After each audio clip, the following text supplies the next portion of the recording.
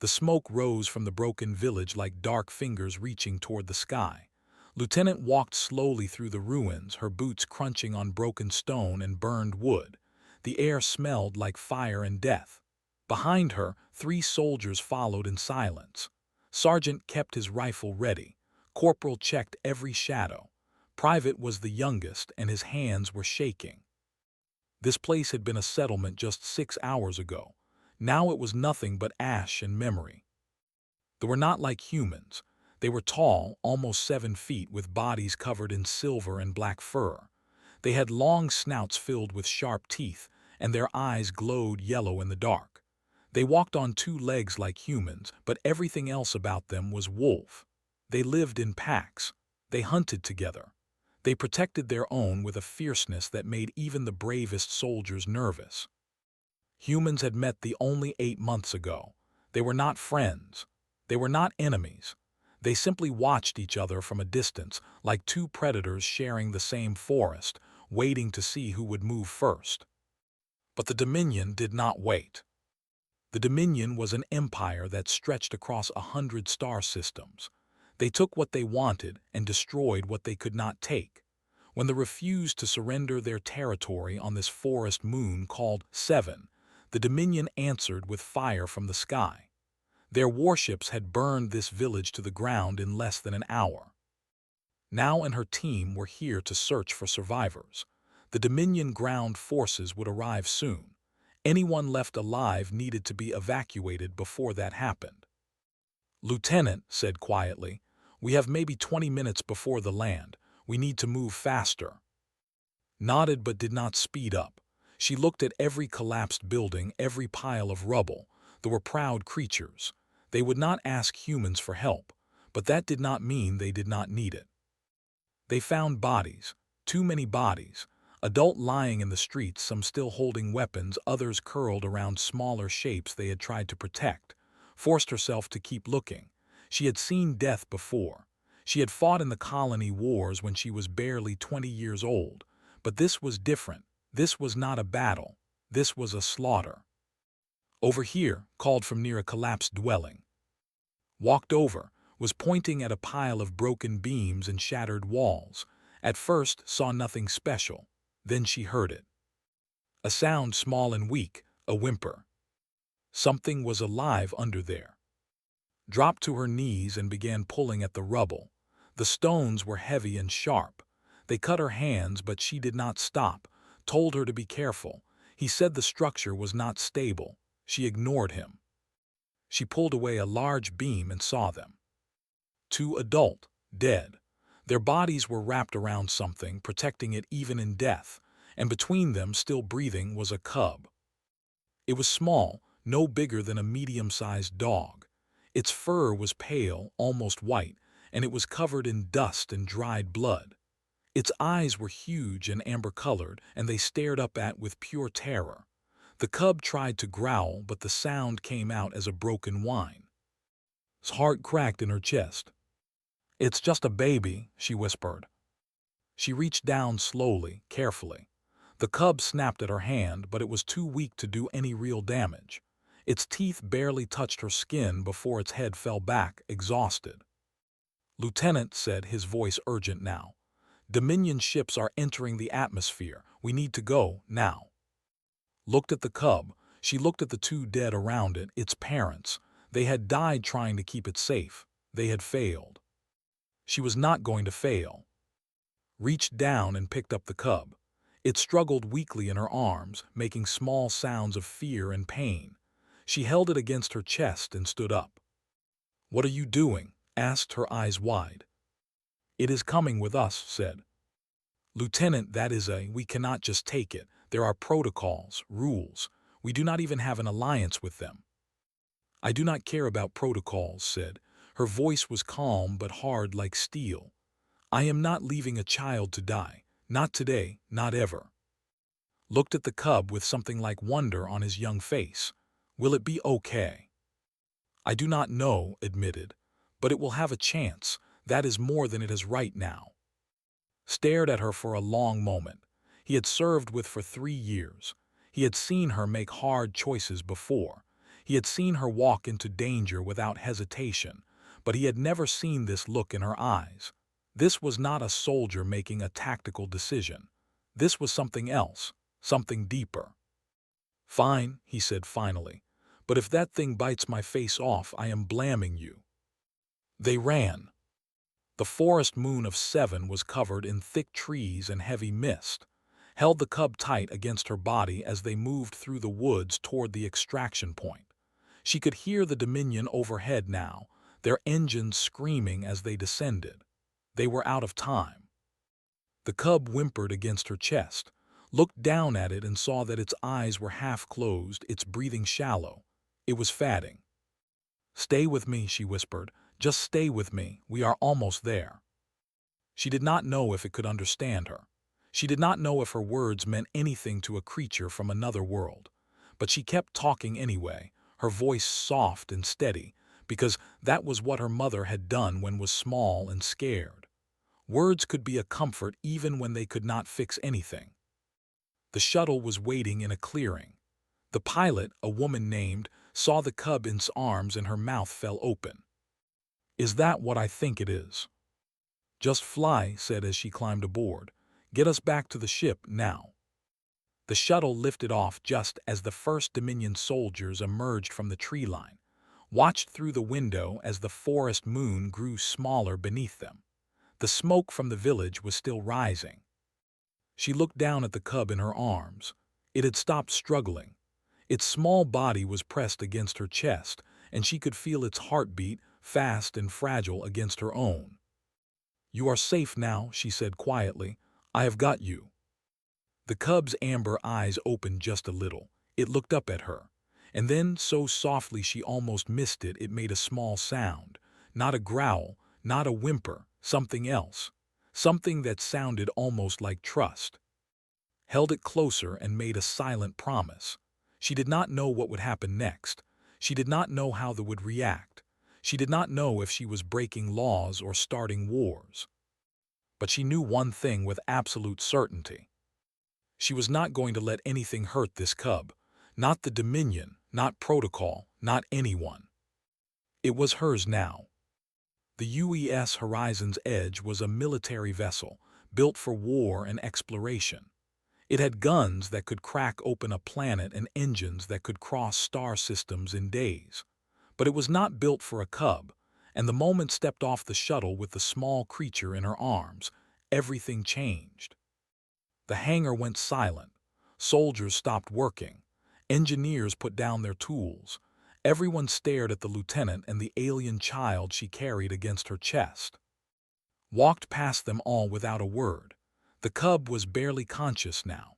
Its fur was cold and its breathing was too slow. She needed to get it to the medical bay before it died. Sergeant walked beside her. "The captain is going to want an explanation." "He can have one after I save its life," said. The medical bay was clean and white and smelled like chemicals. Doctor was already waiting. She was a scientist who studied alien life forms. She had short black hair and tired eyes, and a way of looking at things that made you feel like she could see straight through you. "Put it on the table," said. There was no surprise in her voice. News traveled fast on a ship this size. Laid the cub down gently. It whined at the loss of her warmth and tried to follow her with its eyes. She stayed close, her hand resting on its side so it would know she was still there. Worked quickly. She scanned the cub with medical instruments, checked its vital signs, and examined its wounds. The cub growled weakly when she touched a painful spot, but it did not try to bite. It seemed to understand that these strange creatures were trying to help. 3 broken ribs, said. Internal bruising, dehydration, malnutrition. It has been trapped under that rubble for hours, maybe longer. She paused and looked at. It should be dead. But it is not. No, it is not. Prepared an injection. I am giving it fluids and something for the pain. After that we wait. Its body needs to heal itself. I can only help so much. The cub flinched when the needle went in and leaned closer, making soft sounds. She did not know if they helped, but the cub seemed to relax a little. You should go, said. The captain has been calling for you. He is not happy.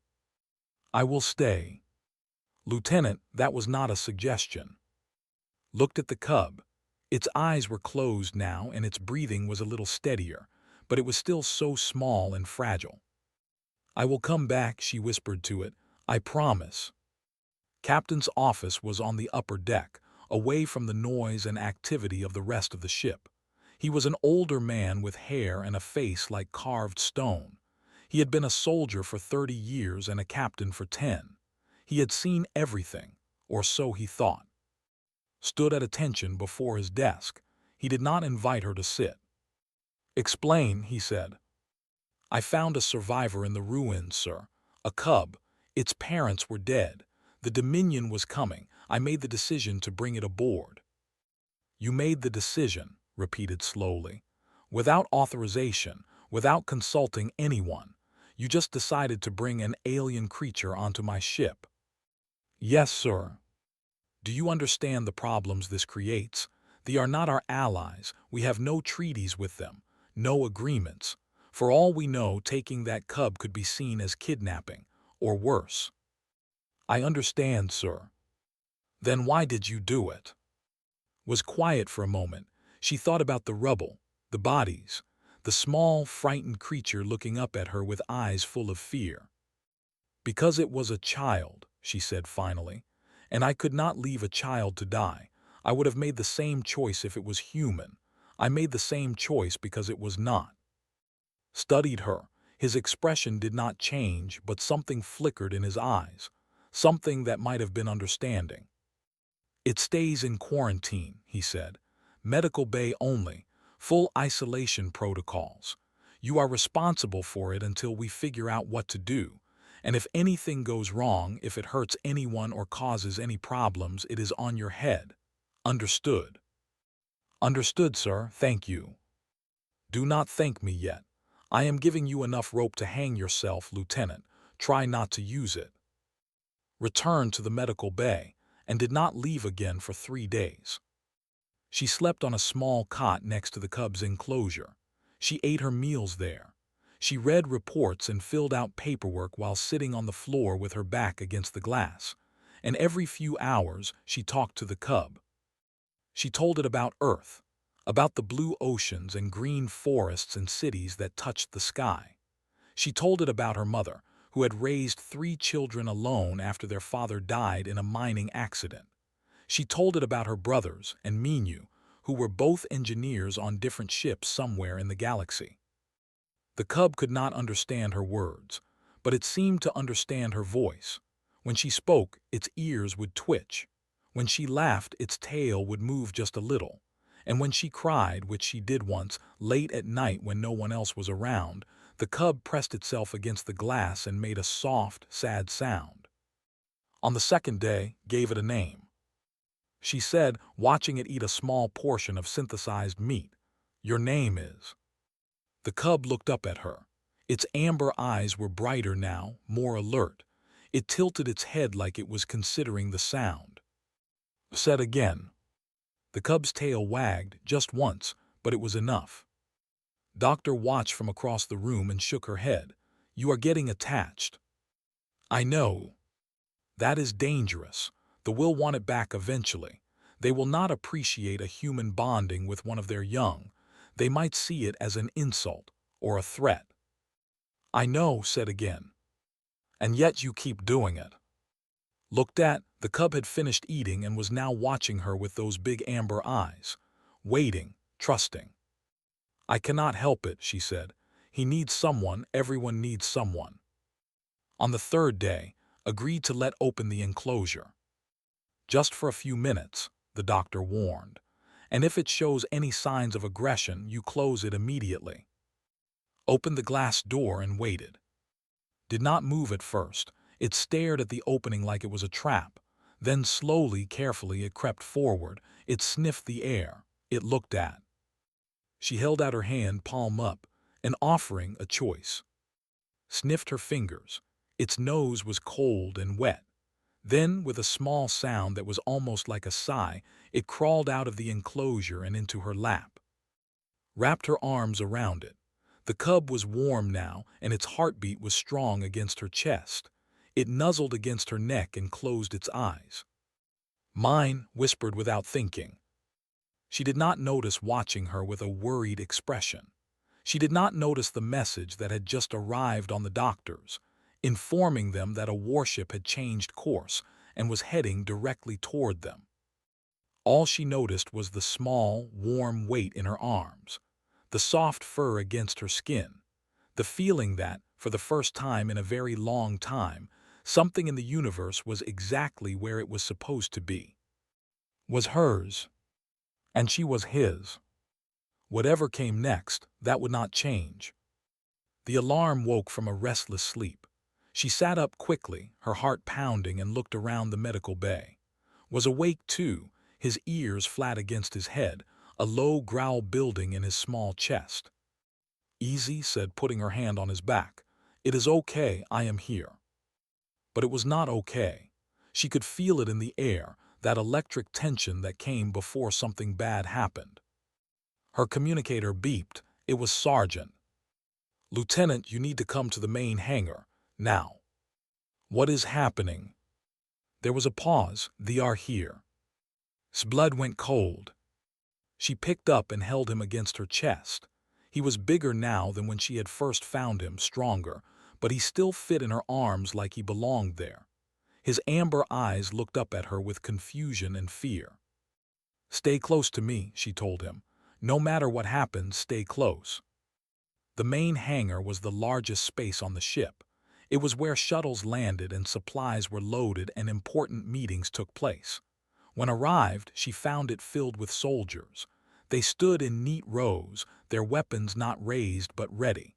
Their faces were hard and nervous. At the far end of the hangar, near the airlock, stood Captain with a small group of officers.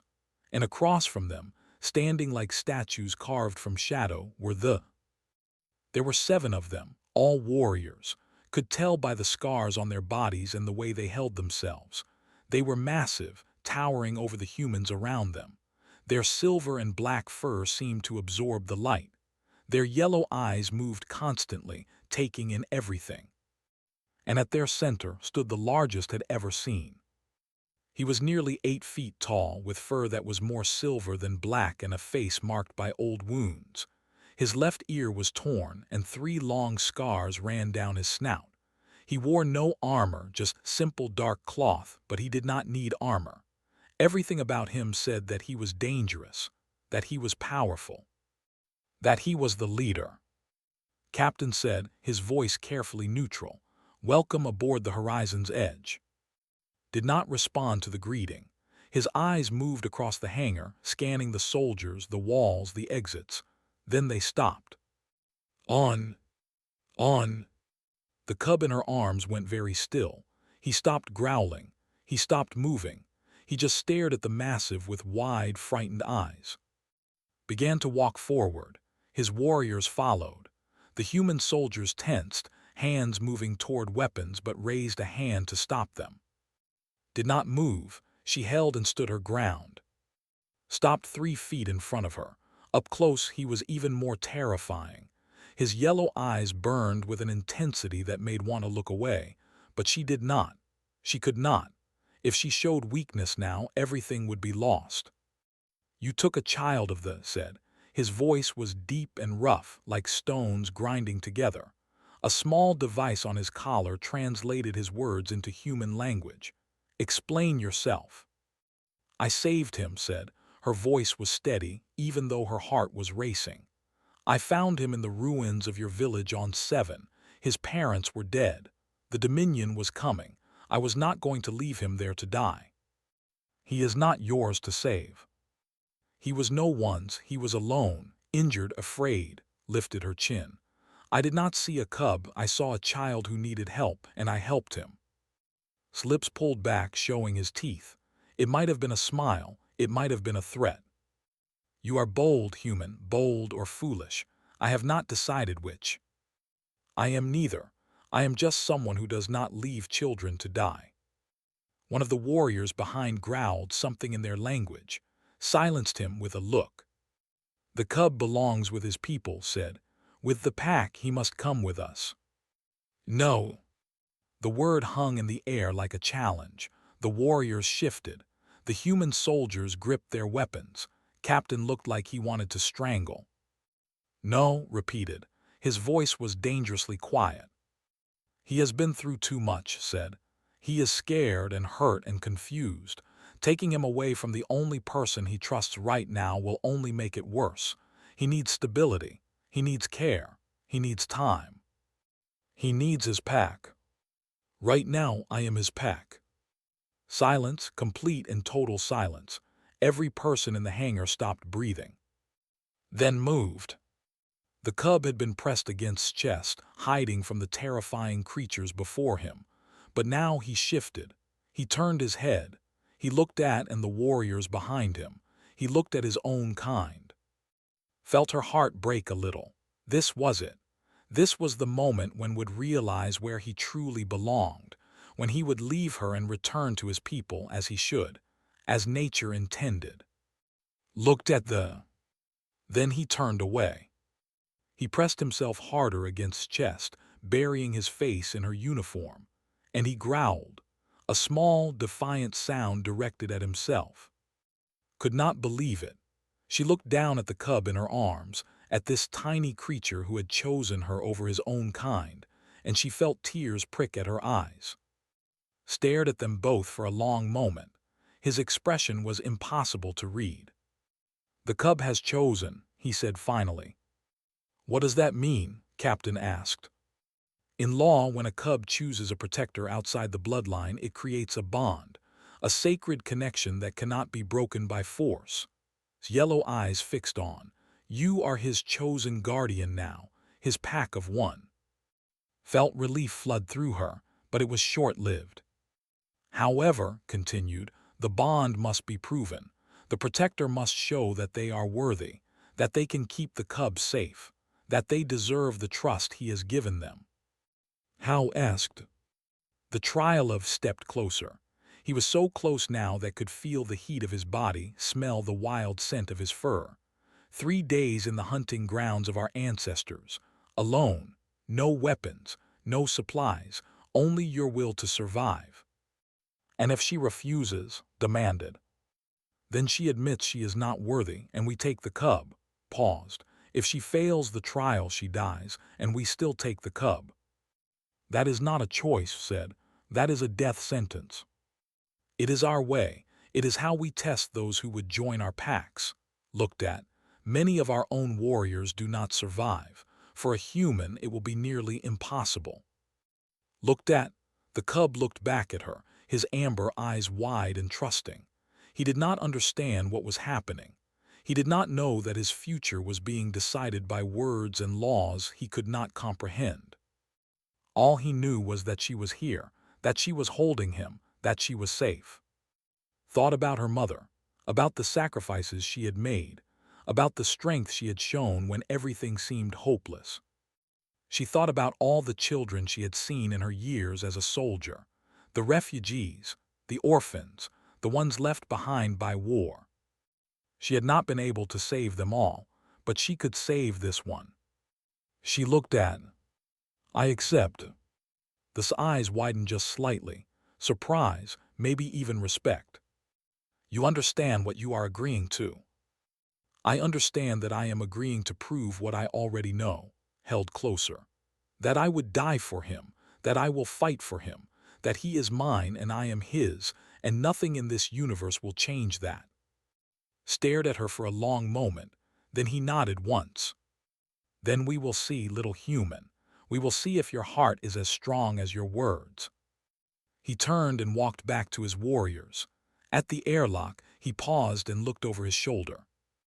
3 days, the hunting grounds of, if you survive, the cub is yours forever by law and blood right.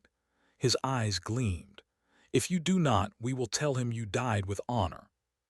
The left, and stood alone in the silent hangar, holding the cub who had chosen her, preparing to face a trial that no human had ever attempted. For him, she would face anything. That was called Prime. From orbit, it looked like a giant ball of white and covered in snow and ice and ancient forests that had grown for thousands of years. It was beautiful in a cold, dangerous way, like a knife made of crystal. Stood at the window of the shuttle watching the planet grow larger. In a few hours she would be down there, alone, fighting to survive. Behind her whined softly. He was being held by Doctor, who had insisted on coming along. The cub kept trying to reach, his small paws stretching toward her. "He knows something is wrong," said quietly. "He is smart," turned and walked to them. She knelt down and let nuzzle against her hand. "Hey, little one, I need you to be brave for me, okay? I need you to stay with Doctor and wait. Can you do that?" His amber eyes were full of confusion. He did not understand. How could he? "I am coming back," whispered. "I promise I am coming back for you." She kissed the top of his head, feeling his soft fur against her lips. Then she stood up and walked away, forcing herself not to look back. If she looked back, she might not be able to leave. The shuttle landed on a platform carved into the side of a mountain, was waiting, along with a group of his warriors. They watched in silence as stepped out into the cold. The wind hit her immediately, cutting through her thin clothing like needles. The temperature was far below freezing. She could see her breath forming clouds in front of her face. "You will start here," said. "The hunting grounds stretch from this mountain to the Great Valley, 50 kilometers to the north. You must reach the valley within 3 days. Along the way, you will face the same challenges our young warriors face. The cold, the wilderness, the creatures that hunt in these forests." "And you," asked, "will you be hunting me too?" His expression did not change. "Perhaps. The trial is about survival. It does not matter what you survive against, only that you survive." He stepped closer and looked down at her. She was so small compared to him, so fragile. "Most who attempt this trial do not return," he said. "The ones who do are changed forever. They carry the marks of in their bodies and their souls." He paused. "You can still refuse. We would not think less of you." "Yes, you would, and more importantly, I would think less of myself." Met his eyes without flinching. "I told you I would fight for him. I meant it." Something flickered in his yellow gaze. It might have been respect. "Then may the spirits of the hunt watch over you, human. You will need their help." He stepped back, and his warriors parted to reveal a path leading down the mountain into the forest below. Took a deep breath of the frozen air. Then she started walking. The first hours were not so bad. She moved quickly, generating heat through motion, following the sun to keep her direction true. The forest was dense and dark, full of trees with black bark and silver leaves that chimed like bells in the wind. It was alien and strange, but it was also beautiful. But as the sun began to set, the temperature dropped even further. Fingers went numb, her lips cracked. Her body started to shake no matter how fast she moved. She needed shelter, she needed fire. She found a cave just as darkness fell completely. It was small, barely big enough for her to crawl inside, but it blocked the wind. She gathered dry bark and dead leaves from the forest floor and carried them inside. Then she began the long, painful process of starting a fire. It took almost 2 hours. Her hands were clumsy with cold, and the friction method she had learned in survival training required patience she barely had. But finally, a tiny flame caught. She fed it carefully, coaxing it to life, until she had a small fire burning at the mouth of the cave. She huddled close to it and let the warmth seep into her bones. Her body was exhausted. Her mind was foggy, but she was alive. That night she dreamed of. She dreamed of his amber eyes and his soft fur and the way he pressed against her when he was scared. She dreamed of him waiting for her, watching the door, wondering when she would come back. She woke before dawn and started moving again. The second day was worse. The terrain became steeper, rockier, harder to navigate. Slipped on an ice-covered stone and fell hard, slamming her shoulder against the ground. Pain exploded through her arm, and for a moment she could not move, could not breathe, could only lie there in the snow and stare up at the sky.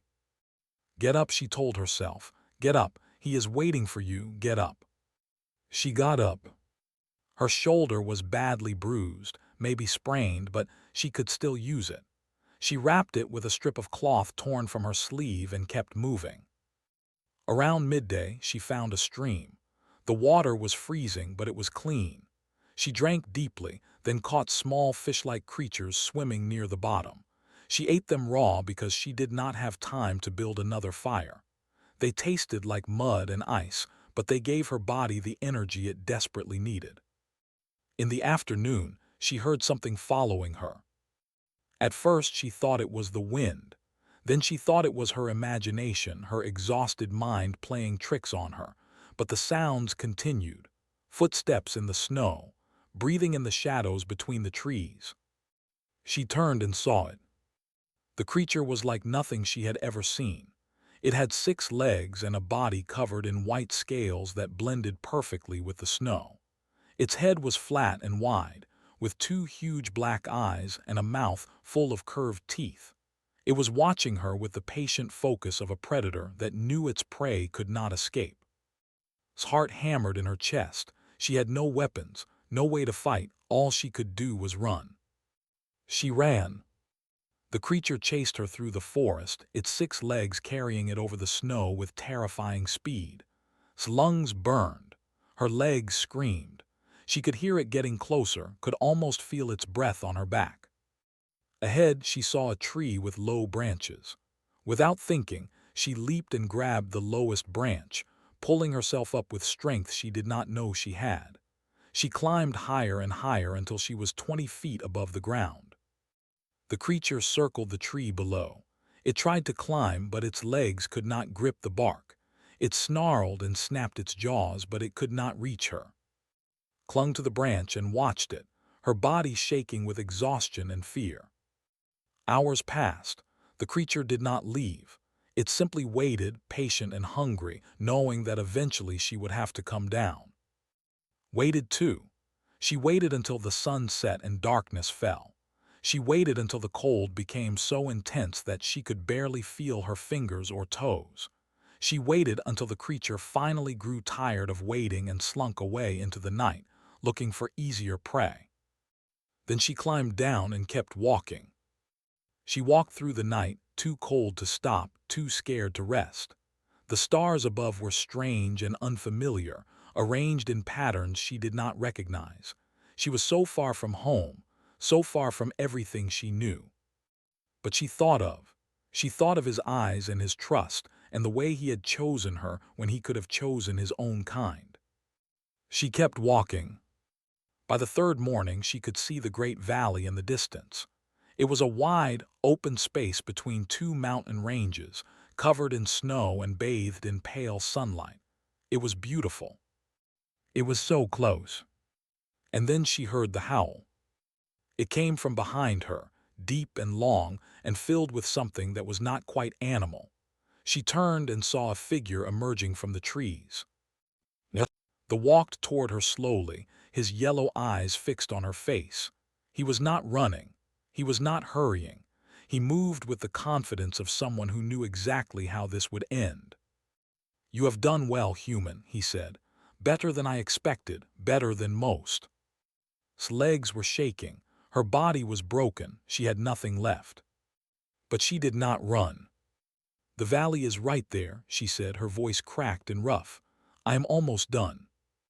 Almost is not done. Stop 10 feet away. The trial is not about reaching the valley. It is about proving yourself worthy. And now you must prove yourself to me. He spread his arms wide, showing his claws, showing his teeth.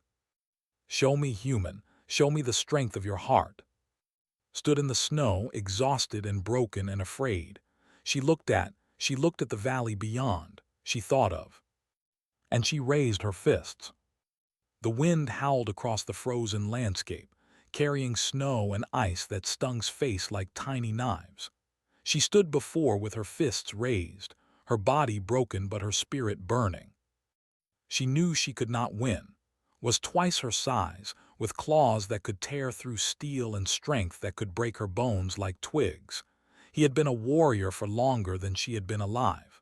He had killed creatures that would make nightmares seem gentle. But she was not fighting to win. She was fighting to prove something, to show him, to show herself that she would never stop, that she would never give up, that her love for was stronger than her fear of death.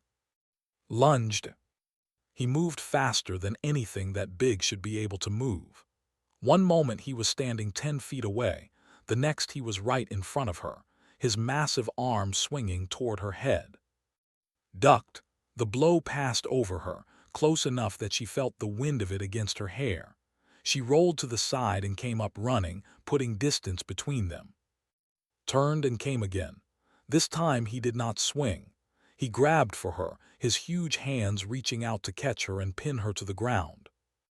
Dropped and slid between his legs, the snow making her slide easier than she expected. She came up behind him and kicked the back of his knee as hard as she could. It was like kicking a tree. Her foot bounced off and pain shot up her leg, but stumbled just a little, just enough to show that he had felt it. He turned and looked at her with something like surprise. "You are fast," he said. "I am motivated." He came at her again. This time she could not dodge. His arm caught her across the chest and sent her flying backward. She hit the snow hard and rolled, her body screaming in pain. "Get up," she told herself. "Get up, get up, get up." She got up. Watched her. He was not breathing hard. He was not tired. He could do this all day, all week, forever. But he was watching her with different eyes now. Not the eyes of a predator looking at prey. Something else. "Why?" he asked. "Why do you fight so hard? The cub is not your blood, not your species. He means nothing to your kind." "He means everything to me." "Why?" Wiped blood from her lip. Her whole body was shaking, but her voice was steady.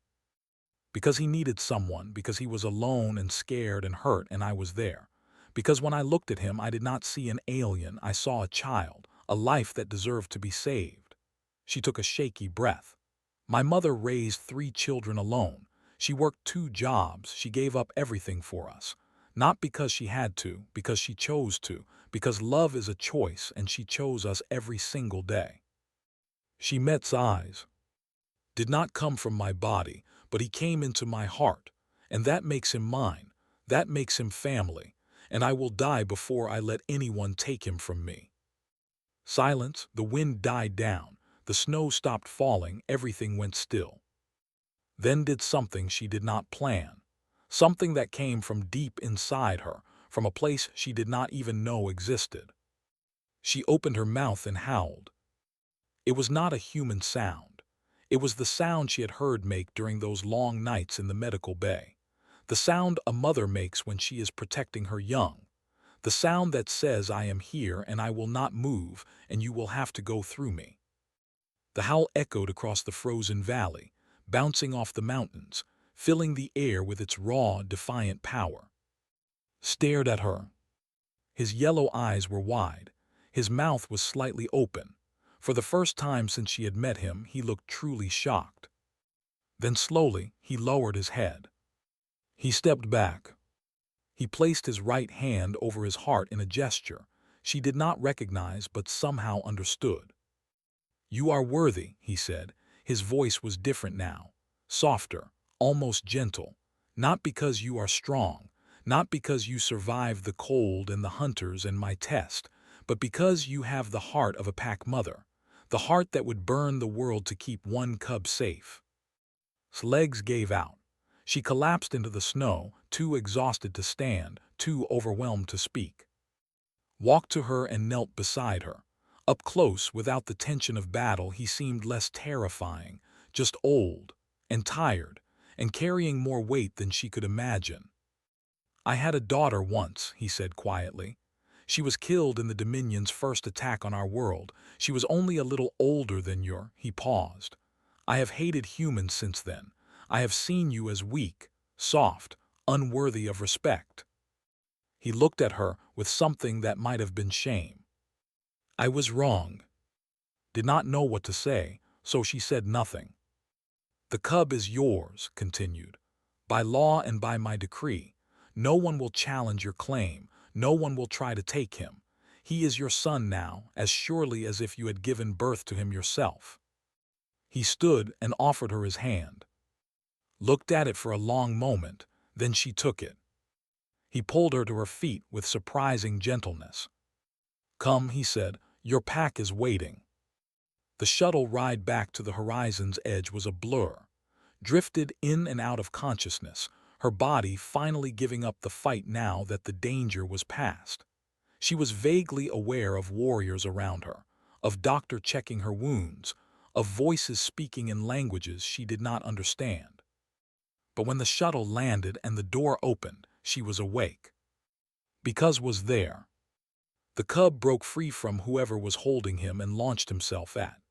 She caught him, pain forgotten, exhaustion forgotten, everything forgotten except the feeling of his warm body in her arms and his wet nose against her neck and the happy yipping sounds he was making. "I told you I would come back," she whispered. "I told you." Licked her face and nuzzled against her and made sounds she had never heard him make before. Happy sounds, safe sounds, home sounds. The crew of the horizon's edge watched in silence. Captain was there, his stone face showing something that might have been emotion, and were there, all of them looking at like they were seeing her for the first time. And was there too. He stood apart from the humans, watching the reunion with unreadable eyes. Then he did something that made everyone gasp. He knelt. The leader of a warrior species that had never bowed to anyone, knelt before a human woman holding an orphaned cub. "You have shown us what we needed to see," he said. "Humans are not weak. You are not soft. You simply express your strength differently than we do." He looked then at. "From this day forward, the Inhumans are allies. We will fight beside you against the Dominion. We will protect your young as you protected ours." He stood and placed his hand over his heart again. "This I swear by the blood of my ancestors and the spirits of the hunt. Let it be known across all worlds." Did not know what to say. She was holding and crying and laughing at the same time. "Thank you," she finally managed. Smiled. It was a strange sight on his face, but it was genuine. "No, little pack mother, thank you." 3 years later, when the combined human and fleet finally defeated the Dominion at the Battle of the Crimson Nebula, historians would trace the alliance back to this moment. They would write about the political implications and the military strategies and the cultural exchanges that followed. But the soldiers who were there, the ones who had seen it happen, told a different story. They spoke of a woman who walked into the ruins of a burning village and came out with a child who was not hers. They spoke of a cub who chose a strange, soft creature with no claws and no fur to be his mother. They spoke of a trial in the frozen wilderness and a howl that echoed across mountains. And they spoke of a simple truth that would be remembered long after the wars were over and the empires had fallen. That the strongest bonds are not made by blood. They are made by choice, by love, by the simple, powerful act of looking at someone who is different and saying, "You are mine." Grew up tall and strong, with silver fur and amber eyes that glowed in the dark. He became a warrior and a diplomat, and a symbol of everything the Alliance stood for. But too, he was always just her son. And she was always just his mother. The human who found an orphaned cub and called him hers. And never let go.